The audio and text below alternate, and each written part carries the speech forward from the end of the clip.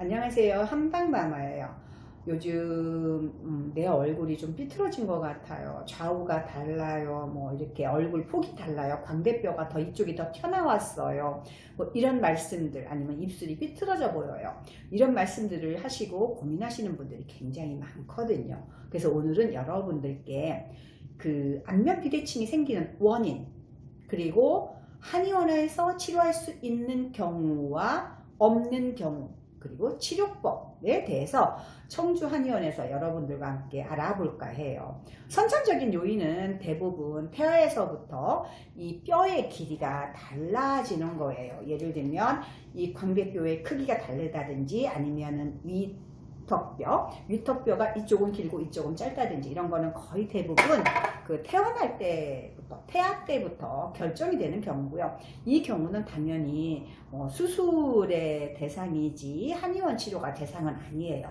두 번째는 한의원에서 치료할 수 있는 경우인데, 대부분 후천적인 요인으로 이제 가장 흔한 것 중에 하나가 이 사경증이라고 해서 이 흉쇄 유돌근이 있어요. 이 길이가 한쪽은 짧아지고 이쪽은 길어져서 이렇게 삐뚤어지는 경우가 있거든요. 이런 경우에는 경추와 흉쇄 유돌근을 풀어주면은 안면 비대칭을 시도할 수가 있고요.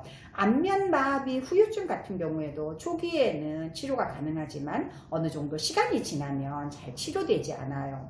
또는 뭐 뇌졸중과 같은 질환, 뭐 이러한 경우에는 사실 그 안면 비대칭을 치료하기는 어렵고요. 이제 한의원에서 치료 대상은 이제 사경증 같은 것들, 그 다음에 턱관절 장애라든지, 아니면은 이 후두골에 연결된 경추와 척추의 측만이라든지, 뭐 이상, 뭐 회전, 이러한 경우에는 이제 한의원 치료 대상이 되는 거겠죠.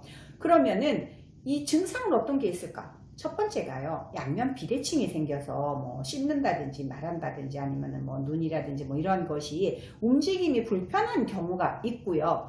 두 번째는 이제 외관적인 문제죠. 사진을 봤거나 아니면 다른 사람들이 자꾸 얼굴이 양쪽이 짝짝이다 이런 말을 많이 하게 되면 사실 마음에 많이 걸리잖아요. 그러면은 이거 나 어떻게 해야 되지? 막 이런 고민들을 많이 하시게 되고, 그래서 이제 뭐 안면 윤곽 수술 같은 거를 해서 뭐 턱뼈를 깎는다든지 광대뼈를 뭐 어떻게 맞춘다든지, 이러한 수술들을 많이 받거든요. 그러면 우리가 나 안면 비대칭이 심하다라는 걸 어떻게 알 수 있느냐? 좌우 눈높이가 많이 틀린 경우도 있고요. 때때로는 이 광대뼈 높이가 다르거나 광대뼈가 튀어나온 정도가 다르거나, 아니면은 입술꼬리가 어느 한쪽이 이렇게 올라가거나 아니면 이렇게 처지는 경우도 있겠죠. 그리고 이 좌우 가운데를 중심으로 좌우 턱선이 맞지 않는 경우도 있어요. 그리고 이제 우리가 이제 가장 흔하게 쓰는 방법 중에 하나가 이제 이게 위턱뼈 위에 이빨 이 두 개가 있죠. 이 두 개와 아랫니 가운데가 딱 맞으면 이게 이제 대칭인데, 이게 어긋나면은 이제 비대칭이 되는 경우가 있겠죠. 그리고 팔자주름이 어느 한쪽만 심한 경우도 있어요. 그러면 지금 이제 자세라든지 아니면 턱관절 이상, 경추, 척추의 측만이나 회전, 뭐 근육의 이상, 이런 거는 한의원에서 치료가 가능하다고 했잖아요.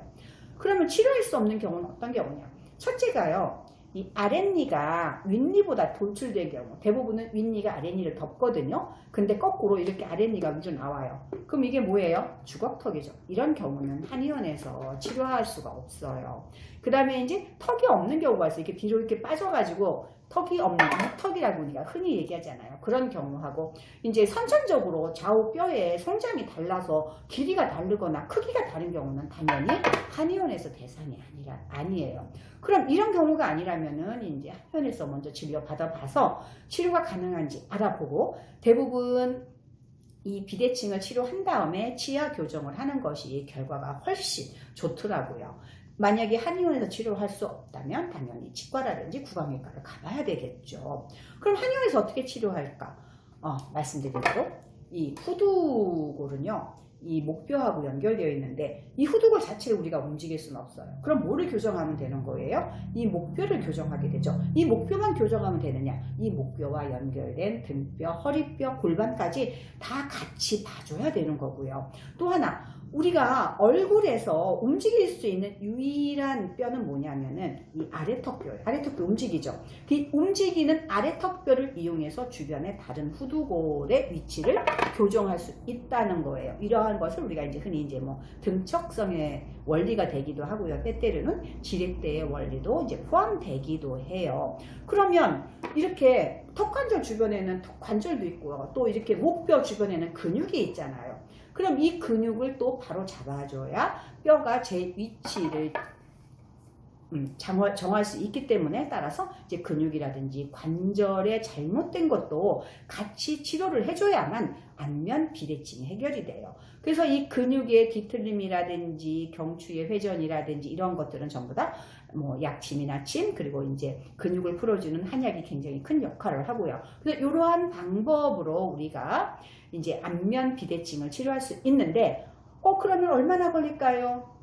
가벼운 경우에는요, 한 3개월 정도 걸리고요. 좀 심한 경우에는 반년 정도 걸리게 돼요. 그렇게 해서 여러분이 이제 안면 비대칭을 교정을 하고 그것을 계속 유지하기 위해서는 바른 자세를 가져야 되겠죠.